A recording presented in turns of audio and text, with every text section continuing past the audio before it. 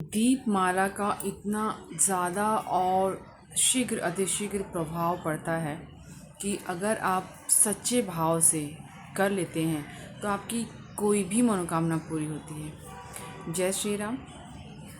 और वीडियो में आगे बढ़ने से पहले आप सबसे एक ही निवेदन करूंगी कि अगर वीडियो पसंद आए तो लाइक ज़रूर से करिएगा। चैनल पर अगर नए तो चैनल को सब्सक्राइब कर लीजिएगा।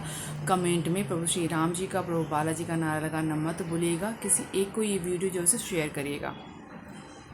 अभी जो बड़े मंगलवार हैं वो आखिरी मंगलवार यानी 23 जून को है।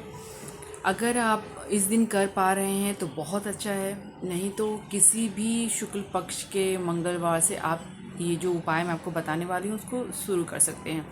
इसी के साथ मैं एक स्टोरी भी आपको बताना चाहूँगी। आज का जो उपाय मैं आपके साथ शेयर कर रही हूँ ये आप समझ लीजिए कि एक बहन है, उनको ये बताया गया था उपाय, और उनको डॉक्टर ने बताया था कि उनको कभी भी बच्चा नहीं हो सकता है। लेकिन बोलते हैं ना कि जहाँ से हम इंसानों की कोशिश ख़त्म होती है वहीं से भगवान का जो लीला बोलते हैं वो शुरू होता है।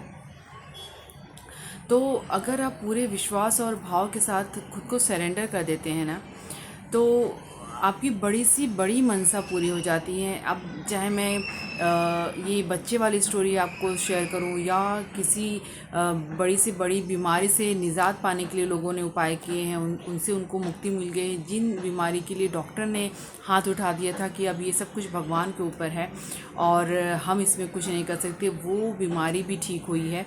तो आप ये समझ सकते हैं कि कितना प्रभावशाली उपाय है। बस इसके पीछे इतना ही है कि आप पूरे भाव और विश्वास के साथ करेंगे। देखिए, उपाय बड़ा या छोटा, कोई सामग्री ज़्यादा इकट्ठी कर लेनी, कहीं भी मतलब किसी जो पंडित जी को बुलाकर या कोई एस्ट्रोलॉजर से मिलकर आप ज़्यादा खर्चा करके कोई उपाय करते हैं तो इसका मतलब ये नहीं होता है कि आपने ज़्यादा खर्चा कर लिया तो उपाय आपने बड़ा कर लिया तो उसका फ़ायदा जो है होगा। उपाय छोटा सा ही रहेगा, बस आपका जो भाव है वो अगर सही रहेगा, सच्चा रहेगा, तो आपको आपकी भी सच्ची जाप से भी आपको उसका फल मिल जाएगा। तो आज का जो उपाय वो ऐसा ही है। आपको करना क्या है कि मंगलवार के दिन आप नहा धोकर स्वच्छ हो जाएंगे और आप अपने घर में जहाँ पे पूजा करते हैं वहाँ पर आप अच्छे से पूजा कर लीजिए। उसके बाद आपके आसपास अगर हनुमान जी का मंदिर है तो आप वहाँ पे चले जाइए। आपने क्या करना है, गेहूं का जो आटा होता है जिससे हम रोटी बनाते हैं उससे थोड़ा सा आटा आपको बिना नमक डाले उसको गूंद लेना है और उससे आपने पहले दिन तो एक दीपक तैयार करना है। अब कई लोगों की ये समस्या रहती है कि उनके आसपास हनुमान जी का मंदिर नहीं रहता है। कोई बात नहीं, अगर आपके घर में हनुमान जी का विग्रह है, फ़ोटो है जिससे आप उनकी पूजा करते हैं, वहाँ पर भी इस उपाय को आप आसानी से कर सकते हैं। जिस तरह से हम संकल्प करते हैं, जिस तरह से हम अनुष्ठान करते हैं, उस तरह से आपको करना है। हनुमान जी को, श्री राम दरबार की फ़ोटो को आपने स्थापित करनी है। आपने भोग प्रसाद चढ़ाना है, उनको धूप दीप अच्छे से पूजा आपने कर लेनी है। जिस तरह से हम जल रखते हैं वहाँ पे आपने जल रखना है ग्लास में और एक तांबे के कलश में। और आपने इसमें क्या करना है, आपने जो पीली सरसों होती है उसके हनुमान जी के सामने एक ढेर बनानी है। एक मुट्ठी से आप ढेर बनाएंगे और उसके ऊपर आपने मिट्टी के दिए में एक दिया लगाना है और वो जो बाती होगी वो मौली धागे की होगी। अब जो मौली धागा होगा वो आपको अपने हाइट के हिसाब से लेना है, ठीक है। और उसको ये करके आप अच्छे से बाती तैयार कर लेंगे और वो बाती आपने जो आपने सरसों का ढेर रखा उस पर आपको जलानी है। और उसी के साथ आपने एक जो ध्वज होता है हनुमान जी को जो बहुत प्रिय है, लाल कलर का ध्वज आपने लाना है। उस पर राम नाम लिखा ज़रूर होना चाहिए। और उसके साथ ही आपने एक पानी वाला नारियल लेना है। उस नारियल पे आपने जो चोला हम चढ़ाते हैं हनुमान जी को, पीली सिंदूर और चमेली का तेल मिक्स करके। आजकल देखिए जो बाज़ार में तेल मिलता है वो असली नहीं होता है, तो आप नहीं मिल रहा तो परेशान होने की ज़रूरत नहीं। आपने जो शुद्ध गाय का घी लिया है उसको मिक्स करके उसमें, और उस पर टीका आप लगा देंगे नारियल पे। उसके साथ आपने कुछ दक्षिणा उसमें रखना है और उसको फिर आपने मौली धागे से उसको बांध देना है पैसे को नारियल पे, और उसके बाद जो ध्वजा आपने ली है उस ध्वजे को उस नारियल पे लपेट देना है। जब आप ये कर रहे होंगे, आपके मन ही मन में जिस मनोकामना को लेकर आप ये उपाय कर रहे हैं वो आपके अंदर ही अंदर चलना चाहिए। हनुमान जी से आप प्रार्थना करें कि हे हनुमान जी, आप तो सबके कष्ट हरते हैं, आपने बड़े बड़े देवी देवताओं के काम किए हैं, और ये तो मेरा बहुत छोटा सा काम है, आप इसको ज़रूर करेंगे, ये मेरा पूरा विश्वास है। ये सब करके आपने हनुमान जी के पास उस ध्वजा को रख देना है, ठीक है। उसके बाद आपने जो ढेर पे जो आपने दीपक जलाया है वो जलाएंगे, और जैसे मैंने बोला कि एक मिट्टी का दीपक भी आपने तैयार करना है, गेहूं के आटे का दीपक आपने तैयार करना है। तो अगर आपके पास मंदिर है तो वहाँ पे मंदिर में आप ले आके जलाएंगे। अगर आप के आसपास मंदिर नहीं है तो आपने वो घर में ही जलाना है।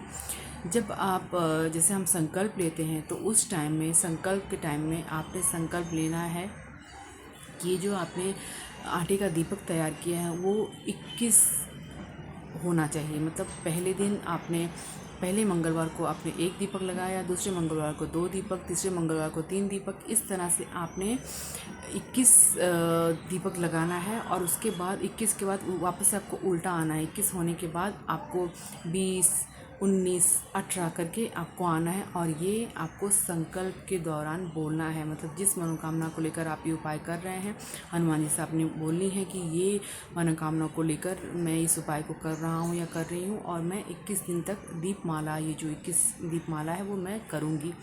तो आप ये समझ जाइएगा कि आपकी बड़ी से बड़ी मनोकामना जो है वो जल्दी से जल्दी पूरी हो जाएगी। और ये जो दीपमाला आप बना रहे हैं उसको, वो पूरा होने से पहले ही हो जाएगी, क्योंकि इस उपाय को मैंने भी किया है, ठीक है। और जब ये आप घर में बना रहे होंगे तो वो जो अगले दिन जब वो आटा होगा वो आपको कहीं भी फेंकना नहीं है। उसकी एक रोटी तैयार करनी है, उस पर घी लगाइए अच्छे से, उसमें थोड़ा सा गुड़ लगा दीजिए आप, और कहीं पे आपके आसपास गौ माता है आप उनको खिला दीजिए, तो आपको उनका भी पुण्य मिलेगा और आपकी जो मनोकामना है वो ज़रूर से पूरी होगी। आपने इस उपाय में सबसे पहले तो राम नाम का जाप करना है, उसके बाद आपने 11 हनुमान चालीसा का पाठ करना है, और आखिरी में आपने ओम श्री रामदूताय नमः या ओम नमो रामदूताय नमः, इस मंत्र का आपने 1 माला करना है। जब आपका जो पाठ है वो हनुमान चालीसा का वो होने के बाद आरती से पहले आपने 1 माला ओम श्री रामदूताय नमः का करना है, और लास्ट में आपने हनुमान जी की आरती करनी है, ठीक है। अब जो आपने नारियल रखा था वो आपको, जब आपकी ये मनोकामना जो है वो पूरी हो जाएगी, तब तक आपको अपने मंदिर में, अपने घर में उसको संभाल के रखना है, किसी को हाथ लगाने नहीं देना है। जब आपकी जो 21 दीपमाला का जो आपने संकल्प लिया है वो पूरा हो जाएगा, 22वें दिन जब मतलब ये ख़त्म हो जाएगा आपका, तब आपको एक पान का बीड़ा और कुछ भोग प्रसाद और ये जो ध्वज है नारियल के साथ में आपको हनुमान जी के मंदिर में ले जाना है। उसी के साथ आपने, जब आप मंदिर में ले जाएंगे, उसी के साथ आपने एक और ध्वज लेना है और वो हनुमान जी को चढ़ाकर अपने घर पे ले आना है। अगर आपके घर के बाहर, मतलब जैसे मेन गेट के यहाँ पे कई लोग ध्वज लगाते हैं, वहाँ पे जगह है तो आप वहाँ पे लगाइए। जैसे शहरों में लोग रहते हैं तो उनके पास बालकनी रहती है, तो आप बालकनी में दक्षिण पूर्व की ओर कॉर्नर में आपने हनुमान जी को वो ध्वज लगा देनी है। आप देखेंगे ये जो पताका आप लगाएंगे तो आपकी हर जो इच्छा है उसमें हनुमान जी साक्षी बनेंगे और आपकी मनोकामना ज़रूर से पूरी होगी। बस शर्त इतनी है कि आप पूरी तरह से सरेंडर हो जाएंगे। सरेंडर करने का मतलब ये होता है कि आपने कोई मनोकामना उनसे बोली है, उनको बताई है, उसके बाद उसकी चिंता करने का काम आपका नहीं है। आपकी जो मनोकामना की बीड़ा है, जो परेशानी की बीड़ा है, वो हनुमान जी खुद ही उठा लेते हैं। बस आप पूरा विश्वास और रखिए। वीडियो में लास्ट तक बने रहने के लिए आप लोगों का तहे दिल से धन्यवाद। वीडियो अगर पसंद आए तो लाइक ज़रूर से करिएगा। चैनल पर अगर हैं तो चैनल को सब्सक्राइब कर लीजिएगा। कमेंट में प्रभु श्री राम जी का, प्रभु बालाजी का नारा लगाना मत भूलिएगा। किसी एक को ये वीडियो जो उसे शेयर करिएगा। मिलते हैं हमारे नेक्स्ट वीडियो में, तब तक के लिए जय श्री राम, जय प्रभु बालाजी।